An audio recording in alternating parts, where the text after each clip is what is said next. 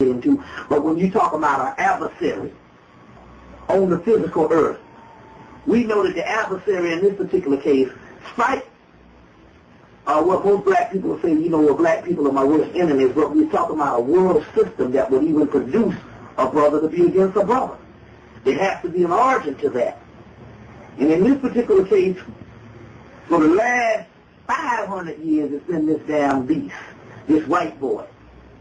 And in a consortium, or what you want to call it, the Italian, Jew, or whatever the deal is, one thing about it is they have a consensus on that we are supposed to remain on the bottom. So there might be solidarity with you and white folks as individuals. You might meet and that's, I think, that's one of the problems on why black people. First of all, I must say this about black people. Black people are not racist and never will be. I heard Professor Asa Higgins say this years ago, Dr. Asa Higgins, that black people are never racist and never will be because it's not our nature to be racist. And when I did human artificials and later on immigrant humans, I told the people that you can't look at this as the same thing as this is racism back at you because I'm saying, first of all, I'm explaining the truth. Number two, I'm telling you not to be racist in the aspect that you get emotionally upset about white folks, but I'm telling you, you must understand white folks. So when we do these things, it's a difference in being a racist in the aspect that you personally have a dislike to some white person because you have no merit based on what somebody told you. But it's another thing to understand white folks. There's a difference. Now let me give you an example on white folks' side. The average redneck or the average ignorant person is a racist because they have been trained in a system that they dislike white people dislike black people based on what they were trained and what they heard and based on a tradition. And most black people say, well, if those white people were to get education on us, they would like us better. That's right. Unfortunately, this is wrong. Those ignorant white people hate us based on what they were trained, based on their tradition and what they heard certain things, and based on someone basically giving them untruths about us, and basically simply not knowing us in the aspect of not only the stereotypes of what was given to them. You know, so that's one form of racism. But the other form of racism is those white people who do know us. It's a form of jealousy and a form of knowing that we are the original people on the earth and they must keep us down. And that's a learned white man. There's the difference. Now, how is it now? Because the people who do the devastating things on black people is not the regular prejudice, white prejudice. The difference between prejudice and racism. That's just your own prejudice. And I think that basically humans themselves have that type of thing based on their personal experience with somebody. Mm-hmm. And that's where you get the common white folks. But the people who affect our lives, policymakers and world rulers and dictators, those particular people do not decide that we are the enemy based on they just don't simply like us because of our color.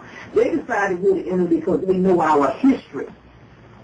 And they know this motherfucker, we are the shit. They know that we are the original people. They know we run it, and they know the history. And when the dust clear, we're going to have a final say-so.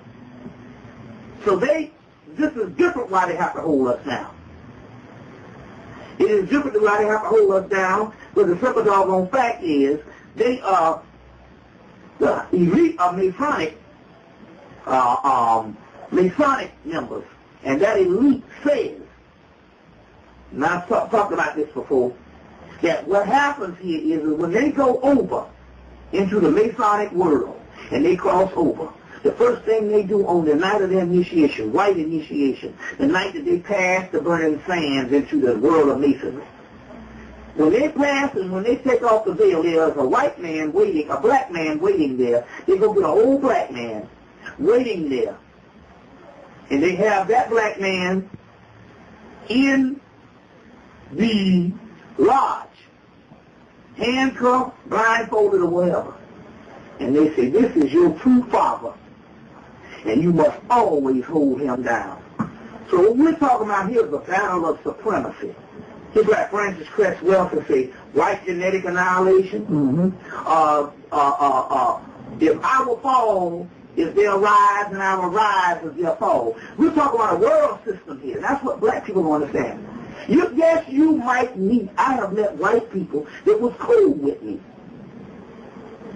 But you know, They don't trust the ass. yeah, they were cool with me, but as individuals, they don't have the power to affect me as an individual. Right. So I would have no reason to distrust them in that particular aspect because I know this motherfucker ain't got the power to damn hurt me. But we're talking about a collective group and a world system. And that's the problem about racism. What black people don't understand is when they deal with white people, they're only dealing with white people on the individual aspect. And they fail to understand as a collective world system, somebody got to be on top and somebody got to be on the bottom. And although it's becoming increasingly, you're finding white people now, and all walks of life that is nicer to you. And they treat you better than what they did in the past. They can afford to do that now because you got to understand, they run the entire planet. So by them owning the entire planet, they don't have to be the type of imperialistic racists that they were 100 years ago or 50 years ago. Now they run the entire planet. So naturally they can say, hey, we can all get together. So it's based on a owner and a subservient relationship. You don't own shit.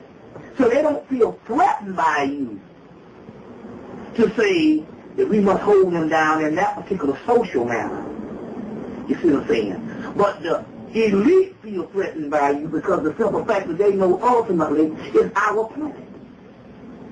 So when you see white people say, well, let's all get together and why can't we get along? Yeah, we don't own shit.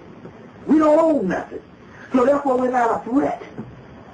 But let's say if it was, because that's a master-slave relationship there. Well, let's say if we had an equality going on. And we own the portion and they own the portion, then they would have problems. Then you see another story.